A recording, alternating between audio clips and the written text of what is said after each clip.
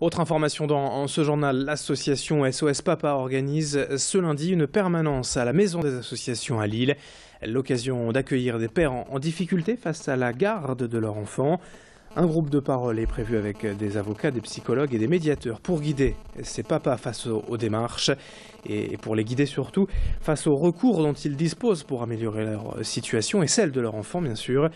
SOS Papa dénonce avant tout le principe de garde accordée à la mère dans la grande majorité des cas et les trop rares gardes alternées pourtant mises en place depuis 2002 en France. SOS Papa se base d'ailleurs sur le système anglo-saxon qui prouverait que l'alternance est favorable à l'équilibre des enfants. Aujourd'hui dans le Nord, seuls 12% des enfants sont en garde alternée, c'est un chiffre bien en dessous de la moyenne nationale. Idil Gunay a rencontré pour nous le président de SOS Papa Nord-Pas-de-Calais-Picardie, Didier Kiertan.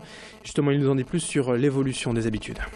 Depuis la loi de 2002, incluant la possibilité de résidence alternée dans le Code civil, il faut avouer qu'il y a très peu d'évolution en ce sens, puisque nous préconisons effectivement l'égalité parentale, c'est-à-dire la résidence alternée des enfants.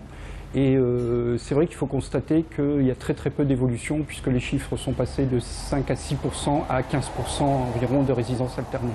C'est-à-dire que effectivement, les juges sont peu enclins à accorder l'égalité parentale lorsqu'un père le demande. C'est-à-dire que à partir du moment où une mère est d'accord pour la résidence alternée, elle est accordée dans 95% des cas, et elle est accordée que dans 15% des cas quand la mère n'est pas d'accord.